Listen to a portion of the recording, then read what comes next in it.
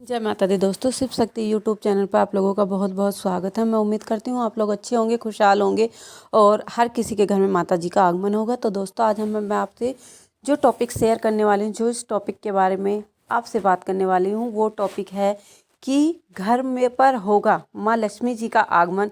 अगर याद रखें आप गरुड़ पुराण की ये 5 बातें, वो कौन सी ऐसी विशेष 5 बातें हैं जिनको याद करने से, गरुड़ पुराण में ऐसा क्या कहा गया है कि जिनको याद करने से, जिनका बातों का पालन करने से माता लक्ष्मी जी का आगमन आप लोगों के घर में होगा।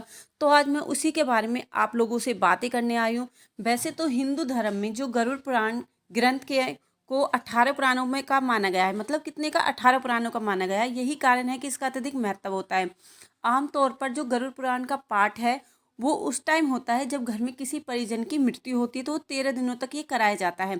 गरुड़ पुराण में केवल जन्म और मृत्यु के ही बल्कि ऐसी कई बातों का किया गया है जिसमें आपके जीवन को सरल और सफल भी बनता है। तो गरुड़ पुराण में भगवान विष्णु द्वारा जीवन से जुड़ी कई महत्वपूर्ण बातों पर प्रकाश डाला गया है। घर के सुख सौभाग्य को लेकर भी गरुड़ पुराण में बहुत सी बातें कही गई हैं। इसके अनुसार व्यक्ति स्वयं अपनी आदतों से दरिद्रता प्राप्त करता है तथा साथ ही गरुड़ पुराण में ऐसी चीज़ों के बारे में बताया गया है जिससे उसे माँ लक्ष्मी का आशीर्वाद प्राप्त हो तो और जीवन में खुशहाली बनी रहे। तो जानते हैं गरुड़ पुराण के अनुसार वो 5 कौन से ऐसे कार्य हैं जिसको करने से माता लक्ष्मी जी हमसे प्रसन्न होती है और हमारे घर में सुख समृद्धि बनी रहती है। तो सबसे पहले दोस्तों, अगर आप लोगों ने अभी तक भी मेरे चैनल को सब्सक्राइब नहीं किया है तो प्लीज़ मेरे चैनल को लाइक शेयर सब्सक्राइब करना ना भूलें और बेल आइकन को ज़रूर प्रेस करें, जिससे कि मैं कोई भी नई वीडियो डालूं तो उसका नोटिफिकेशन आप लोगों को सबसे पहले मिल सके।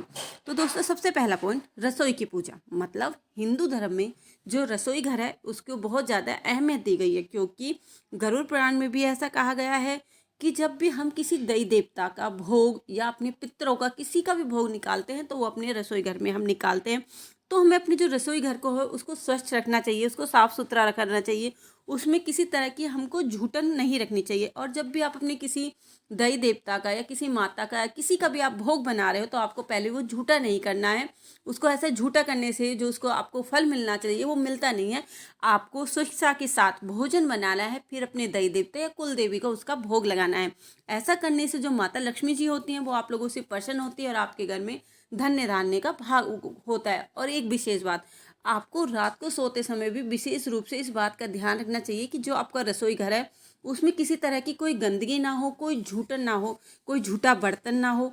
क्योंकि बोला जाता है, मेरे पापा बोलते थे, जो मैंने बचपन से सुना मैं आप लोगों के साथ शेयर कर रही हूँ। मेरे पापा हमेशा लड़ते थे कि अभी कभी वो हमको रात को बर्तन झूठे रख के नहीं सोने देते थे। कहते कि अगर आप बर्तनों को रात को झूठे रखते हो तो बर्तन रात भर आपको कोसते हैं, मतलब आपको गालियाँ देते हैं।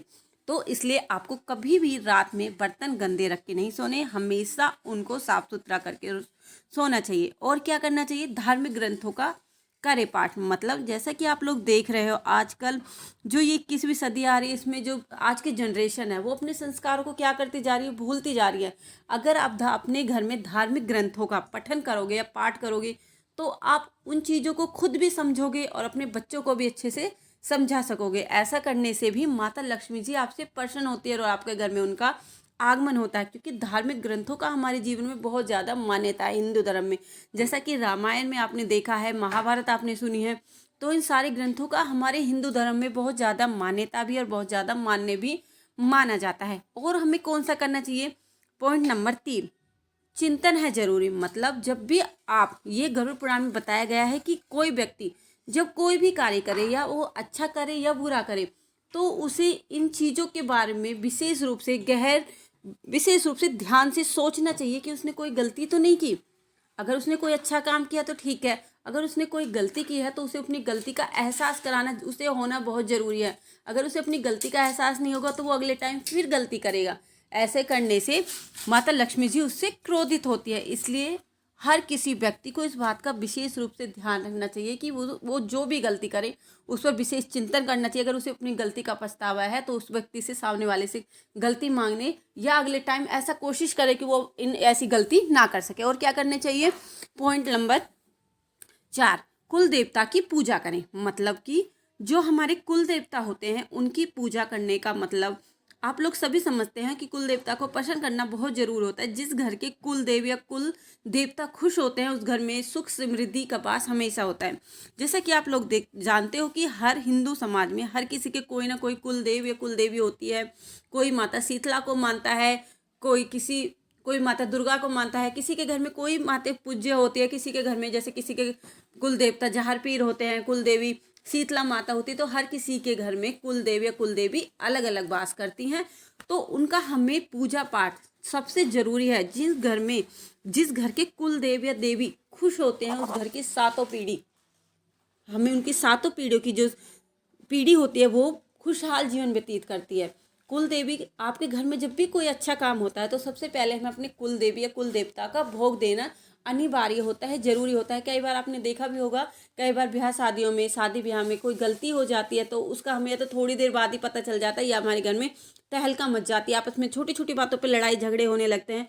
तो इसलिए हर किसी विशेष अवसर पर हम अपने कुल देवी और कुल देवता को प्रसन्न करना बहुत ज़्यादा जरूरी है। उनका भोग देना, इनका जो भोग होता है वो विशेष दिन पर दिया जाता है। कैसे दिया जाता है मैं आपको अगले वीडियो में बताने की कोशिश करूँगी।